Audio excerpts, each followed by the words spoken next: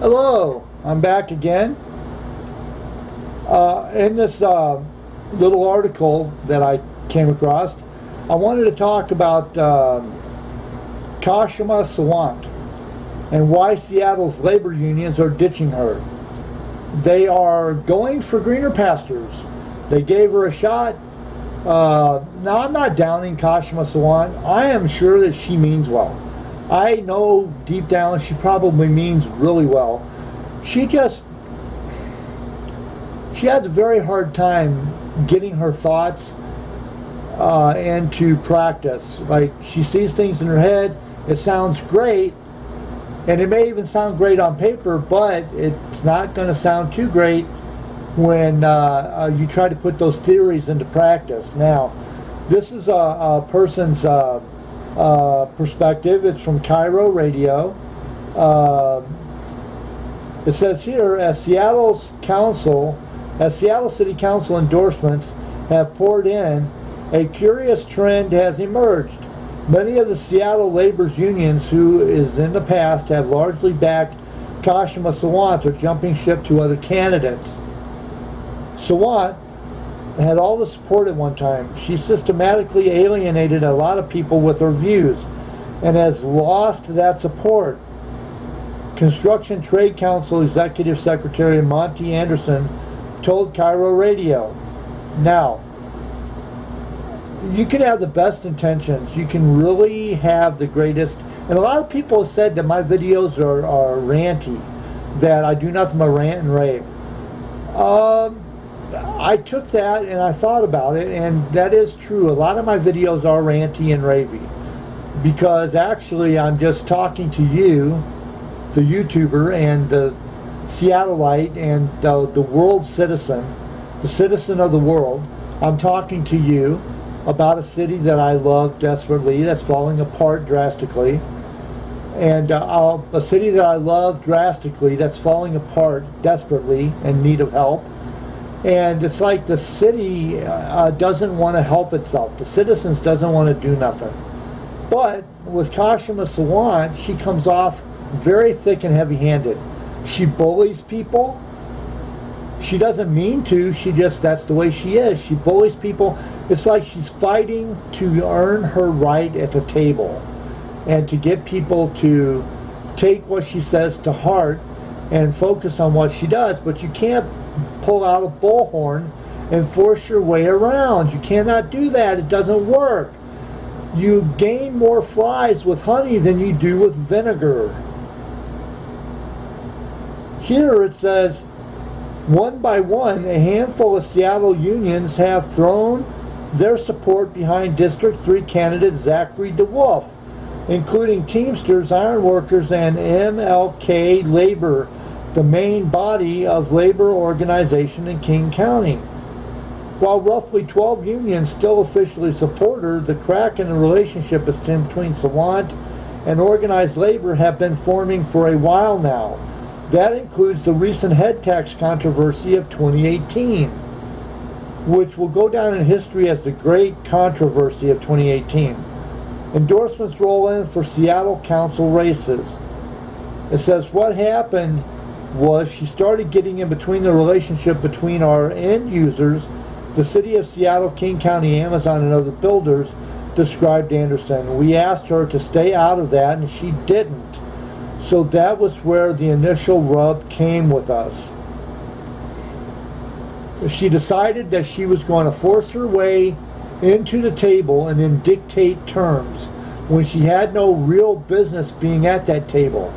She was dealing with people making lower wages. Now, she should have been dealing with the high cost of living and the homeless problem and fixing that. But instead, she wants to force a $15 an hour minimum wage. You can't do that. Minimum wage was never supposed to be a full-time job. It was never supposed to be a career. It was supposed to be for people. Minimum wage was supposed to be for people getting out of high school that are going to college, that were looking for job experience in between, so whenever they got out of college They would understand what it means to own and or to operate inside of a job. Get up on time, be to work on time, do your job properly, worth ethics and work ethics and things like that. Worth ethics and work ethics. It says here, that said, the head tax was just one of the many factors that had unions feeling alienated by Sawant in recent years. You never, ever, ever bite the hand that feeds you. If you have to go get the hand that feeds you, you figure out a way to make the person that's feeding you feel like they're the ones doing it. If there's going to be a head tax, you can't force a company to do a head tax. You have to figure out a way to make the company feel like they're the ones initiating the head tax. Now, if it was me personally, I would have went to all the big companies in Seattle. I would have said to the big company, I said, look, we need your help here. We're not going to force you to do nothing. If you choose not to do nothing, that's fine. But we're asking for your help. We're begging for your help. Amazon, we need help. You're making enough money. Could you please help us for a short amount of time? Could you please pay this? And I'm pretty sure they would have. I'm pretty sure Jeff Bezos, although he is an ass and I don't like him very much, I do believe that he would be willing to help if it made it look like he was doing it. Microsoft and various other people, they would have helped if they would have been asked. Nobody likes to be forced into anything.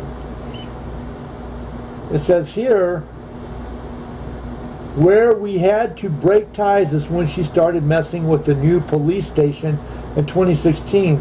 And then there was the head tax, and then she got in between the Teamsters and their negotiations with UPS.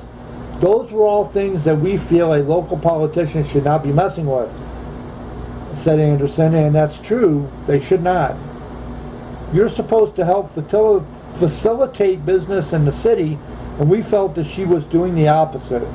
Money flows as race for Sawant's D3 council seat heats up.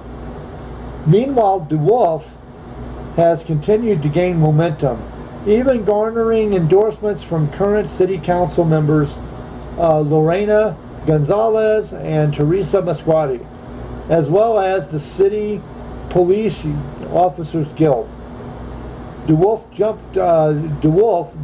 joined the Capitol Hill Community Council back in 2012, going on to serve as the council's president and a commissioner on the Seattle Housing Authority Board. He has also recently elected as the director or Seattle School Boards, now of Seattle neighborhoods on the city's school board. I have dealt with Zachary a lot at the Seattle City or Seattle School Boards. Now here at the Seattle School District, where he's done an amazing job helping us with equity, said Anderson. He puts forward things for people of color, Native Americans. He's a big look. I get it, not everybody's treated equal, but as long as we're going to separate ourselves into classes of people, Native American. Look, I'm Native American. My mother's Israeli. My father's Navajo Indian. But me, I'm just straight up American. And I'm a Seattleite at heart. But I am just a straight up American. I'm not a Native American, although I have heritage in that. I am just a straight up American because America is where I live. This is the country I live in, and although I'm in Minneapolis, my heart is in Seattle. He's been an advocate, along with the superintendents and other school board members, about increasing career and technical education classes for women and creating a more middle-class careers here. He has been a champion on those issues. Now, having said that, that's great, but you got to be able to figure out a way to get people that are working the minimum wage jobs, like Subway and McDonald's. You got a lot of people that cannot get out of that rut. They are stuck there, and it's not their fault. Not totally. Sometimes they're not presented opportunities, and if you've got kids and you've got mouths to feed and you've got rent to pay, and you got to take a job any way you can get it, and if working at McDonald's pays the bills, you ain't got much time to go back to school, and you ain't got, yeah, there's the exception. There's always that person that's able to get out there and just get it done. because they know what to do. Not everybody is as level-headed and as career-minded as that.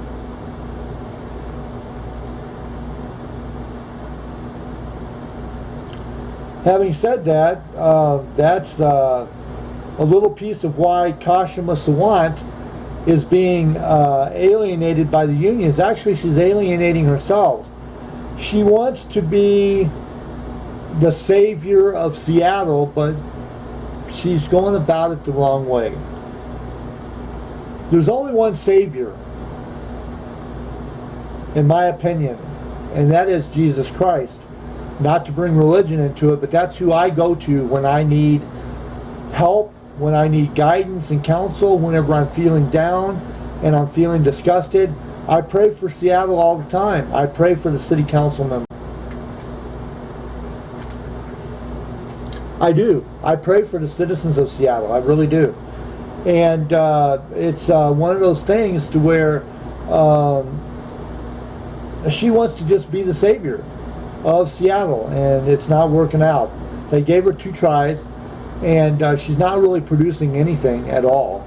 Not really. She means well, but she's not getting anything done because of the way she's doing it. Anyway, like and subscribe, and put a comment down in the bottom if you have any ideas about what's going on in Seattle. If you want to keep me a heads up on stuff, post me a comment. I'd love to talk to you about it. If you like and subscribe, that's fine. I'm not for sure if I'm doing anything right. I got about 83 videos up so far, and so far I'm not getting hardly anybody to discuss my videos, to share my videos. They'll watch a video and then they'll leave a comment. We may talk once or twice, and then it putters off and doesn't do nothing. But that's fine. I've known videos to be up and nobody watches them, or nobody comments. They don't get very many views, and they've been up for like 10 years almost. So anyway, I'm going to let you go on that note. This has been All Things Considered, because I consider all things. Have a good night, Seattle, and all points beyond.